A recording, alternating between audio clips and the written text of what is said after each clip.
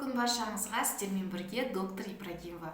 Бүгінгі тақырыбымыз маған ең жиі қойылатын сұрақтардың бірі иммунитетті қалай көтеруге болады.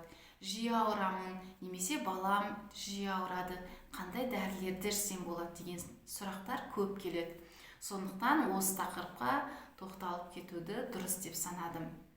Осы видеода естіген кеңес пен иммунитетті оңай көтеруге болатындығын түсінесіз деген ойдамын. Жалпы тоқталып кетсек, иммунитетті көтеру үшін бірінші ұйқы режимін сақтау керек, екінші дұрыс тамақтану керек, үшінші спортпен шұғылдану керек, төртінші стресстен арылу керек, бесінші ағзадағы дефициттерді толтыру керек, алтыншы асқазан ішек жолдарының аурулары болса емдеу керек.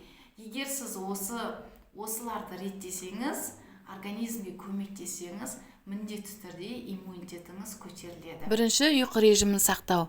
Адам ұйықтағанда ми зат алмасудың соңғы өнімдері токсиндерді залалсыздандырады. Түнгі сағат 10 мен 2 арасында мелатонин гормоны бөлінеді. Сондықтан осы уақытта ұйықтасаңыз, ағза гормонды жеткілікті түрде алады. Мелатонин гормон пайдалары: іске қарсы әсер етеді, иммунитетті нығайтады, асқазан ішек жолдарының жұмысын қалпына келтіреді, қан қысымын қалпына келтіреді, ерте қартаюдың алдын алады. Екінші, дұрыс тамақтану. Рационда организм үшін өте қажет белок, көмірсу, май, клетчатка барлығы болу керек. Тәтті тез сіңірілетін көмірсуларды шектеңіз.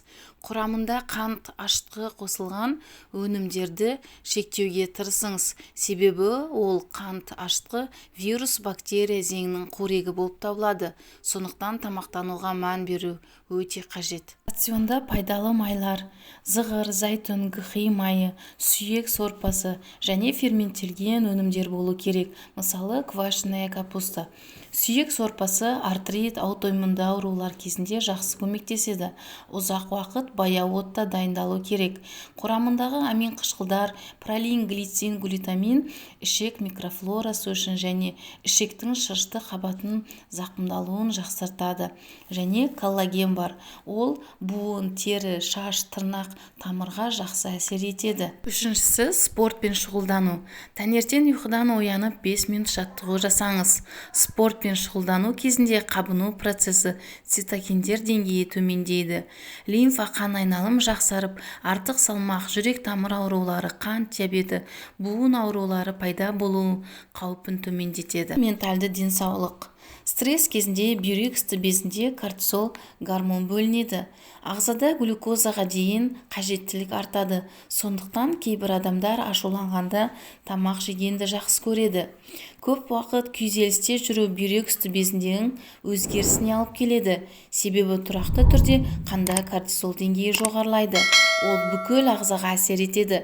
Сондықтан өзіңізді эмоционалды дамытуға тырысыңыз. Стресс кезінде магний витамині жақсы әсер етеді. Организмдегі дефициттерді толтыру керек.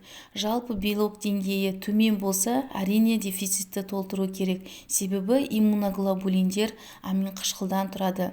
Ағза үшін негізгі нутрицептиктер витамин С, Д, цинк, селен болып есептеледі. Осы дефициттерді толтырсаңыз, кез келген ауруда организм өзі күреседі.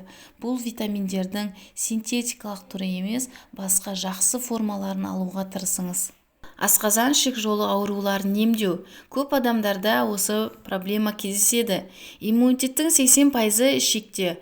Ішекте ассоциирленген лимфоидты тін бар. Ол тін лимфоциттер Т клеткаларын, инфекция, бактерия, вируспен күресетін клеткаларды өндіреді. Иммунитетті жоғарлату үшін ішек микрофлорасын жақсарту керек. Сүт өнімдері, глютен ішектің шырышты қабатын зақымдайды, ал тәтті болса ішектің микрофлорасын бұзады. Сондықтан нормофлорин немесе хилакфорте ішек микрофлорасын жақсарту мақсатында ішсеңіз болады. Сиыр сүтінің құрамында казеин бір белок бар. Ол қабынуды арттырады. Сондықтан асқазан ішек аурулар кезінде осы тағамдарды уақытша шектеңіз. Осы кеңестер сізге көмектеседі деген ойдамын. Ал дәріханадағы иммуностимулятор дәрілер айқын иммун дефицит жағдайында дәрігердің кеңесімен тағайындалынады. Видео ұнаса лайк басып, сұрақ болса комментария жазуды ұмытпаңыз.